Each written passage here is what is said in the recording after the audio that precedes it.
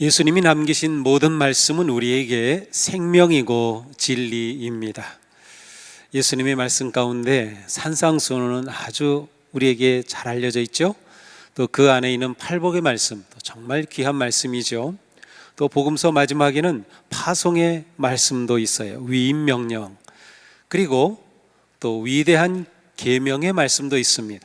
바로 오늘 우리가 읽은 본문이 위대한 계명의 말씀입니다.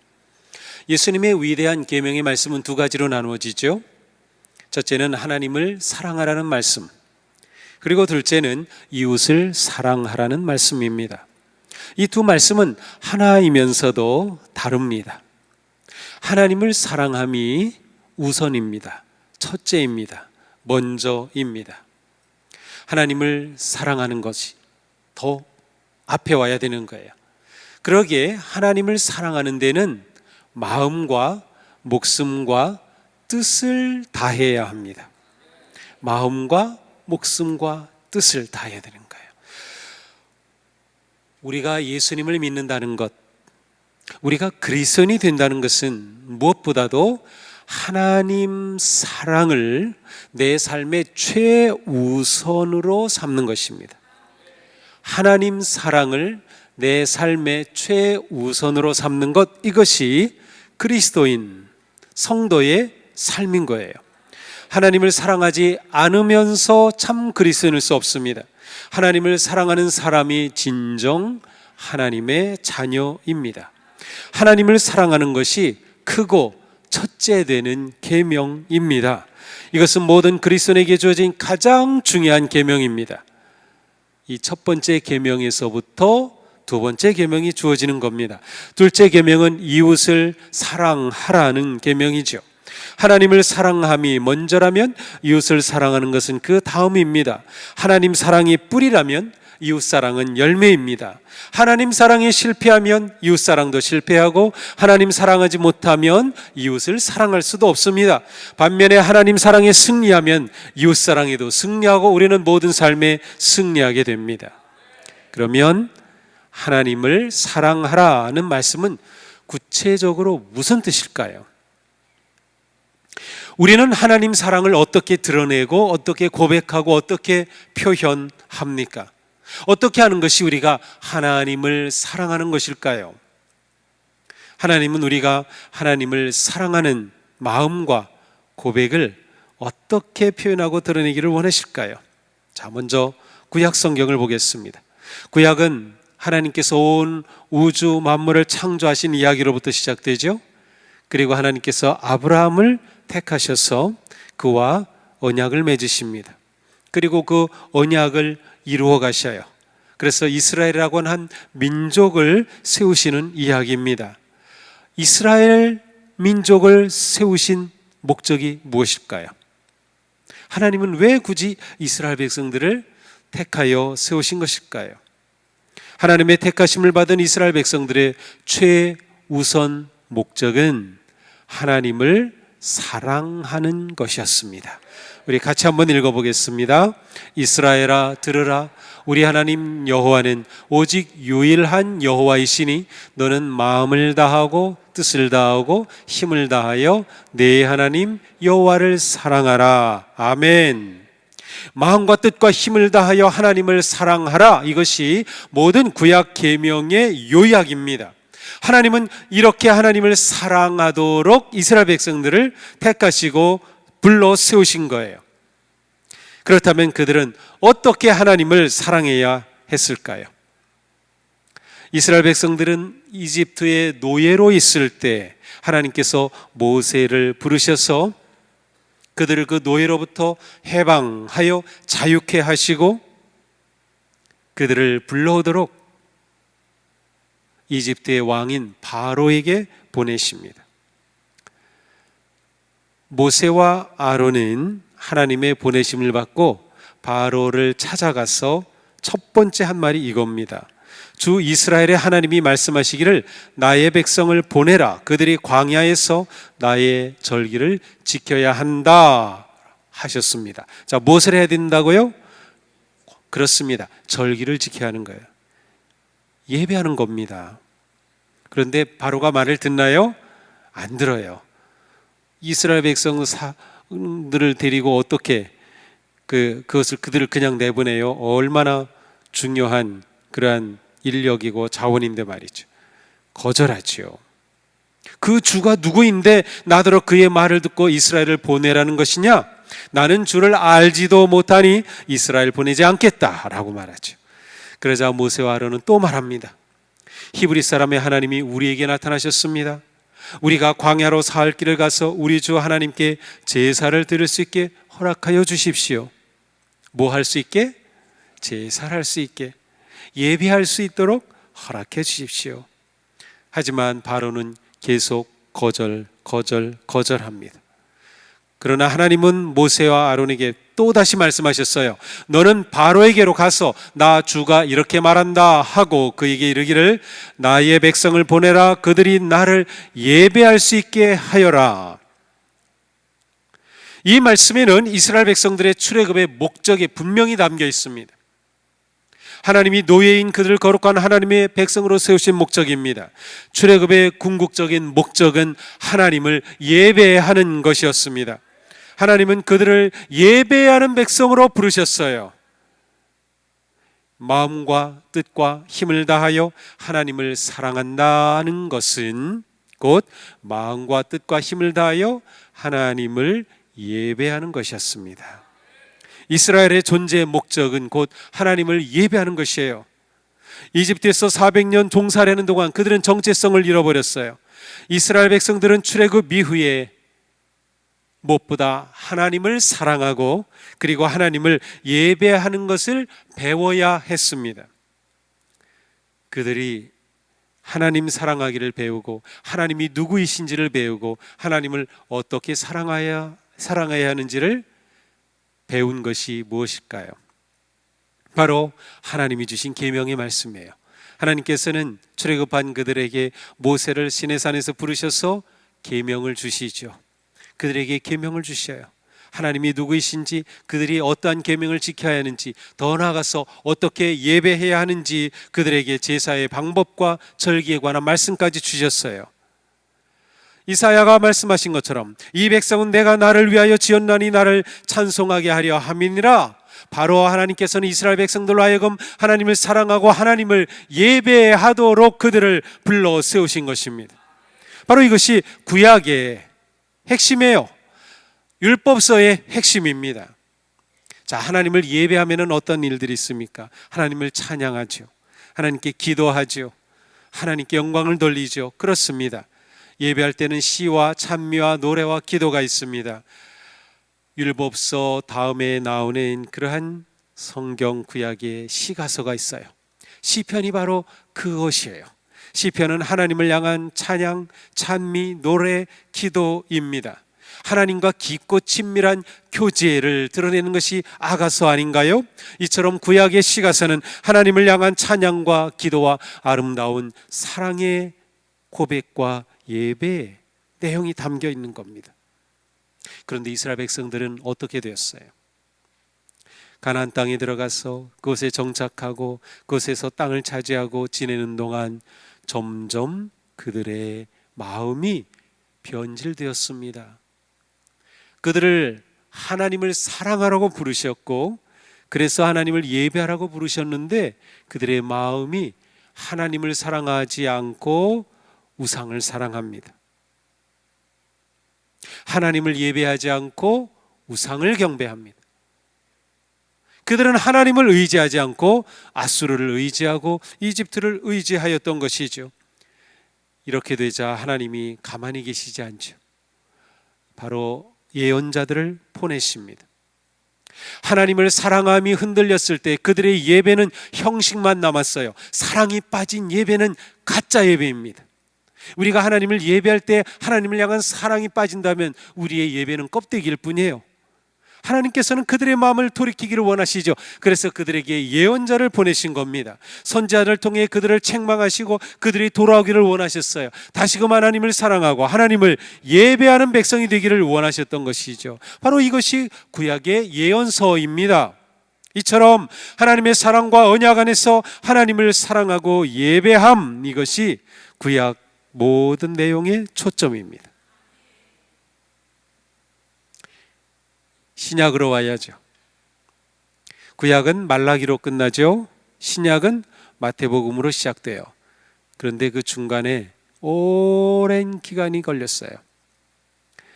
우리가 성경대학에서 신구약의 중간에 해당하는 이 중간사에 관한 강의를 3주 동안 우리가 들었어요. 그래서 들은 분들은 잘 아실 거예요.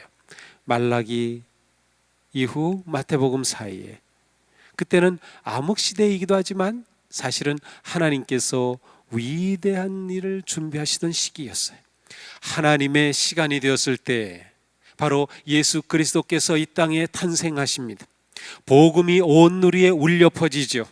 하나님의 놀라운 구원의 생명의 역사가 시작이 됩니다. 하나님이 이 땅에 메시아 그리스도를 보내심은 아브라함과 조상들에게 주신 언약을 이루시고 예언자들을 통하여 선포하신 대로 그들을 죄에서 구원하여 잃어버린 예배를 회복하기 위함이었습니다. 그러므로 예수님이 태어나실 때 예수님의 탄생의 그 탄생을 중심으로 전부 예배의 이야기로 가득 차 있습니다. 정말 그럴까요? 하늘의 천군 천사들은 하나님을 찬양하였습니다. 온 별과 우주가 하나님의 영광으로 충만했습니다. 죽음의 땅에서 메시아를 기다리던 백성들은 구주 예수 오심을 예배하였어요. 동방의 박사들이 경배하였고 들에서 양을 치던 목자들이 예배하였습니다. 자, 누가복음에는 성령으로 예수를 잉태한 마리아가 엘리사벳을 방문하는 이야기가 나와요. 그때 마리아의 입에서 찬미가 쏟아집니다. 마리아 찬미입니다. 내 영혼이 주님을 찬양하며 내 마음이 내 구주 하나님을 기뻐함은 그가 이 여종의 비천함을 보살펴 주셨기 때문입니다. 이제부터는 모든 세대가 나를 행복하다 할 것입니다. 힘센 분이 나에게 큰 일을 행하셨기 때문입니다. 자, 우리 매일 은혜생활 가이드에 나오는 동수예전에 첫 시작하는 찬양이 바로 이거예요. 무엇이에요? 내 영혼이 주님을 찬양하며 기뻐합니다. 이게 바로 마리아 찬가예요. 그것이 다 아닙니다. 자, 엘리사벳의 남편이며 세례 요한의 아버지였던 제사장 사가랴는 예수님의 나심을 예언하며 찬양을 불렀어요. 그것을 사가랴의 찬송이라고 부릅니다. 주 이스라엘의 하나님은 찬양받으실 분이시다. 그는 자기 백성을 돌보아 속량하시고 우리를 위하여 능력 있는 구원자를 자기의 종 다윗의 집에 일으키셨다.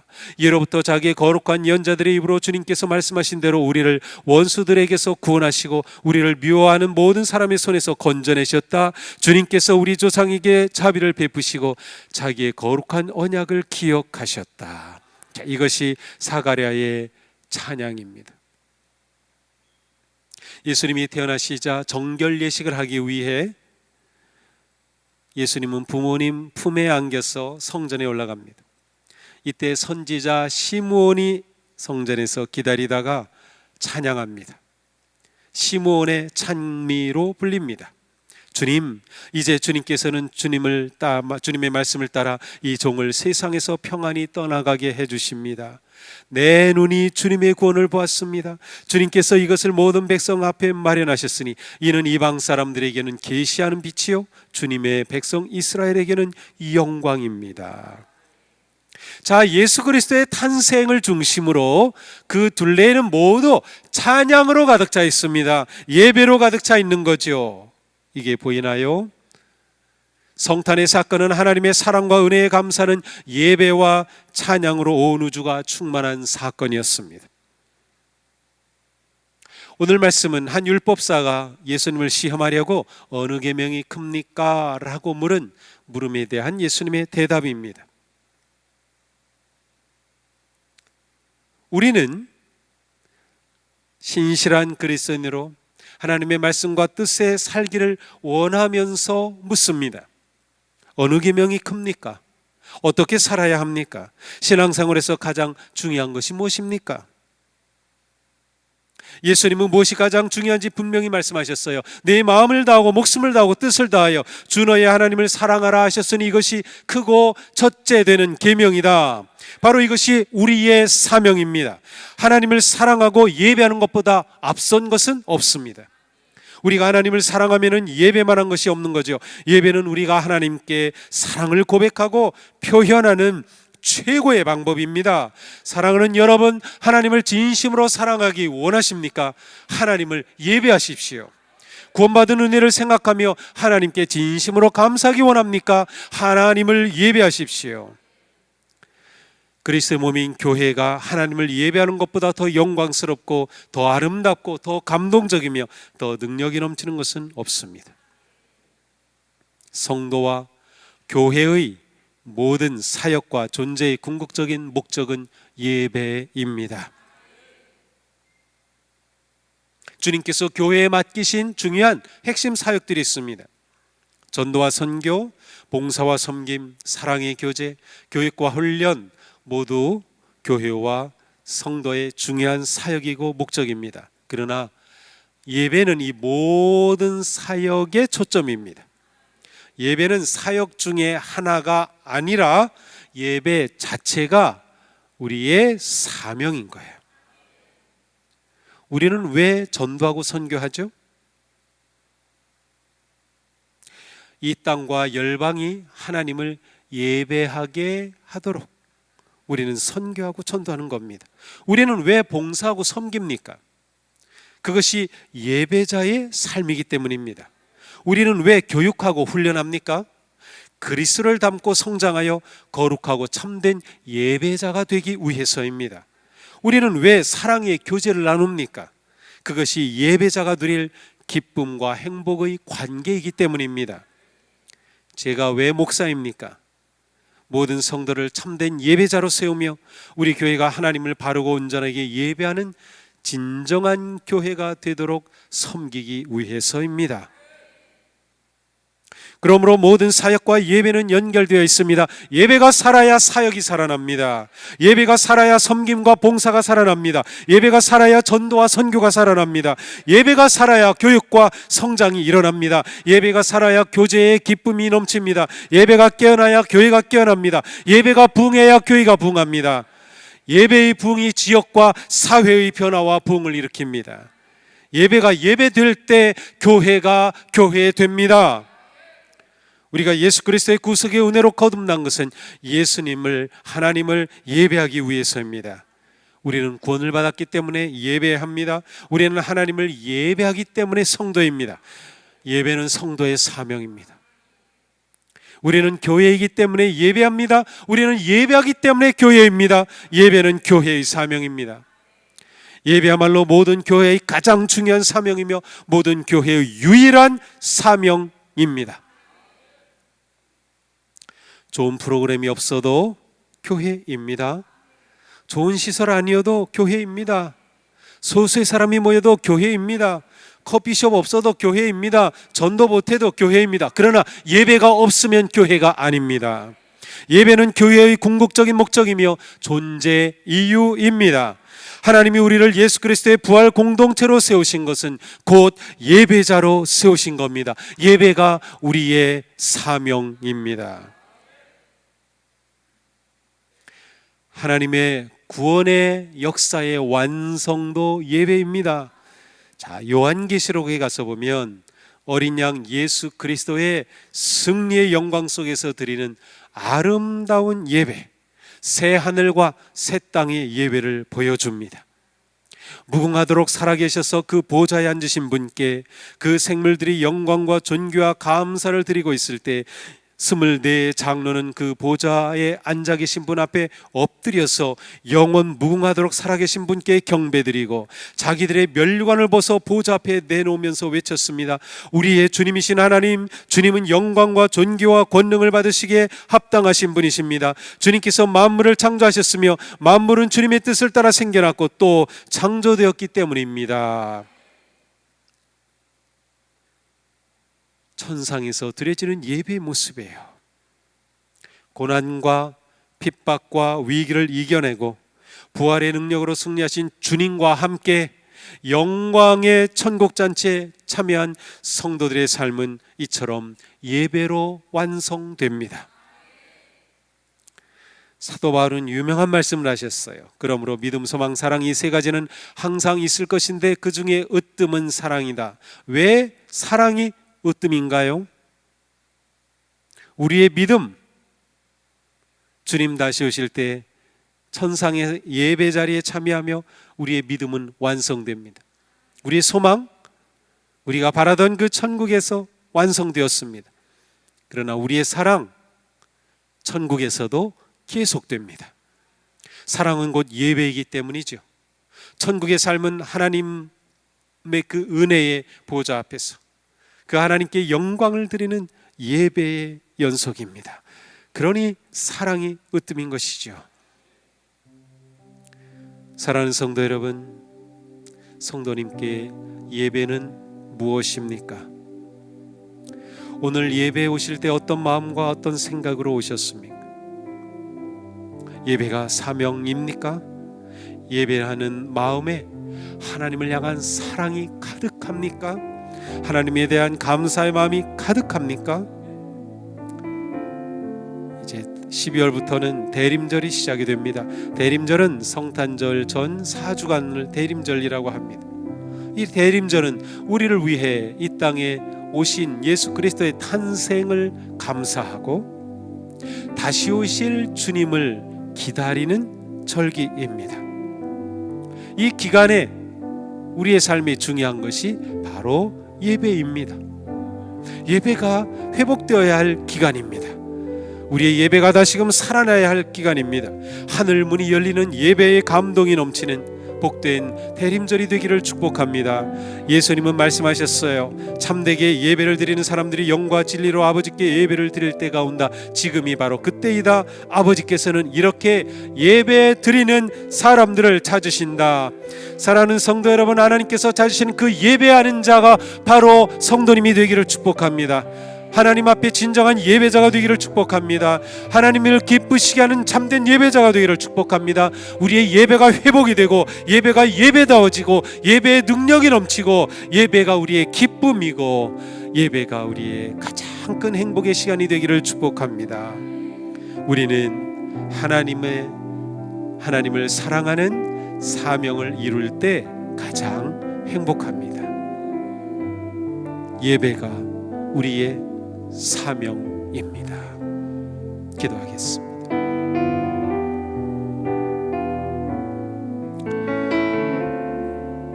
우리를 구원하여 주신 주님, 십자가의 그 사랑으로 새 생명을 주신 주님, 그러나 우리가 하나님을 온전히 사랑하고 그리하여 온전히 하나님을 예배함에 너무나도 부족했습니다. 세상의 것들을 너무나도 사랑하였습니다. 세상의 것들을 너무나도 높였습니다. 그러나 주님, 이제 주님 오신 또 다시 오심을 기다리는 성탄의 계절을 맞이하며 저의 마음에 하나님을 향한 사랑이 회복되기 원합니다. 저의 마음에 하나님의 은혜에 감사하는 마음이 넘치기 원합니다. 주님, 저희의 예배가 회복되게 하여 주시옵소서. 저희의 예배가 깨어나게 하여 주시옵소서. 저희의 예배가 생명이 넘치게 하여 주시옵소서. 저희 예배 가운데 성령님의 강력한 기름 부으심이 넘치는 은혜의 예배가 되게 하여 주시옵소서. 하나님을 사랑하기에 예배를 멈출 수 없는 저희의 믿음이 되게 하여 주시옵소서. 하나님을 사랑하고 예배함으로 우리를 부르신 그 부르심의 사명을 목적을 이루어가는 복된 성도들로 삼아 주시옵소서. 예수님 이름으로 기도합니다. 아멘.